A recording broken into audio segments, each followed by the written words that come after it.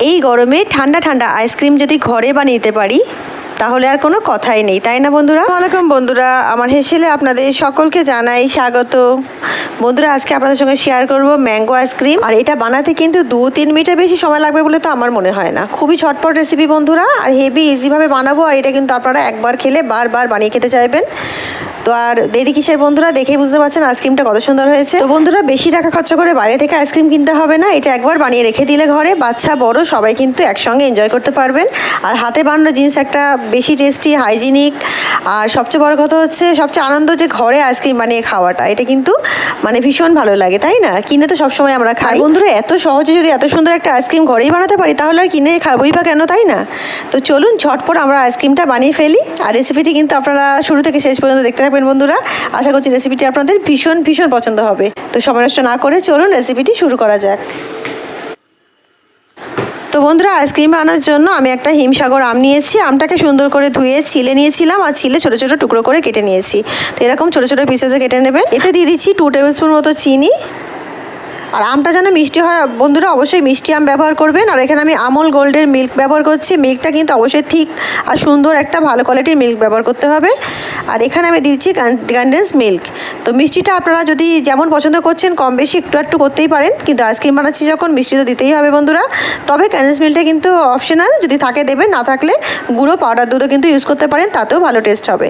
তো সব কটা দিয়ে সুন্দর করে ব্লেন্ড করে নিয়েছি আমি। দেখুন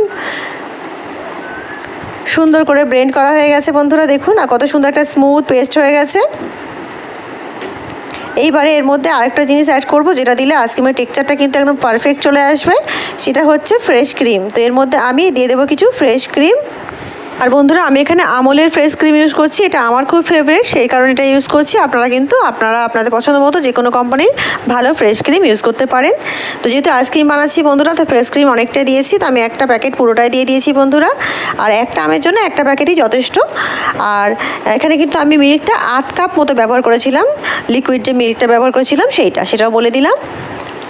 তো এই সব কটাকে দিয়ে আবারও সুন্দরভাবে এটাকে ব্লেন্ড করে নেব। হাতে করতে গেলে অনেক বেশি সময় লাগবে, তো হাতে করার দরকার নেই। এইভাবে মিক্সারে ব্লেন্ড করে নিলেই কিন্তু খুব তাড়াতাড়ি আর ইজিভাবে হয়ে যাবে। তো দেখুন, খুব বেশি হলে কিন্তু 2 মিনিট মতো টাইম লাগলো এটা মিক্স করতে। তো আর কোনো খাটনি নেই বন্ধুরা, আইসক্রিম কিন্তু আমার একেবারে রেডি হয়ে গেছে। একটা এয়ারটাইট কন্টেনার আমি নিয়ে নিচ্ছি এখানে, টিফিন বক্স এটা। তো আপনারা ঘরে থাকা যে কোনো টিফিন বক্সেও এটাকে জমাতে পারেন, অথবা যদি আইসক্রিমের কোনো আপনার কাছে মোল্ড থাকে সেখানেও কিন্তু সুন্দরভাবে আইসক্রিমটা জমাতে পারবেন। তবে ওপরে যেন কোনোভাবে বরফ না জমে, সেই জন্য খুব সুন্দরভাবে এটাকে কভার করে দিতে হবে। সেই জন্য আমি এখানে এয়ারটাইট কন্টেনার ইউজ করছি। তো পুরো লিকুইডটা দিয়ে দিলাম এর মধ্যে, আইসক্রিমটা পুরো দিয়ে দিলাম। দিয়ে এইবার এটাকে সুন্দর করে আমি ঢেকে দেবো। আর দেখতেই পাচ্ছেন কত বাবলস হয়েছে। তো এটা কিন্তু সুন্দরভাবে হালকা হয়ে গেছে একেবারে, আর বাবলসে ভরে গেছে। খুবই সুন্দর এটা একদম, মানে আইসক্রিমটা কিন্তু রেডি হয়ে গেছে, দেখেই বুঝতে পারছেন। জাস্ট এটাকে ঠান্ডা করে নিলেই কিন্তু আইসক্রিম রেডি হয়ে যাবে। তো এইটাকে ভালো করে আমি ঢেকে দেবো। ঢেকে আর এইটাকে সুন্দর করে আমি ডিপ ফ্রিজে রেখে দেবো। আমি রাতে বানাচ্ছি, সেই জন্য আমি এটাকে সকালে খাবো। তো সারা রাত এটাকে আমি ফ্রিজে রেখে দেবো।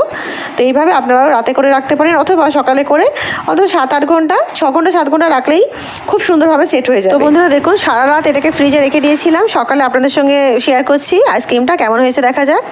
দেখুন এটা কিন্তু একেবারে সুন্দরভাবে জমে গেছে।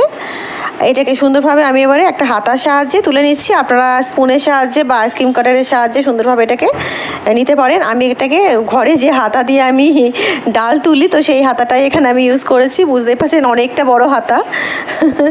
তো জাস্ট এটা আপনাদের দেখানোর জন্য আমি এইভাবে হাতা দিয়ে তুলছি। আইসক্রিমটা দেখে আমি লোভ সামলাতে পারছিলাম না, তাই আপনাদের দেখাতে দেখাতে একটু খেয়েই ফেললাম।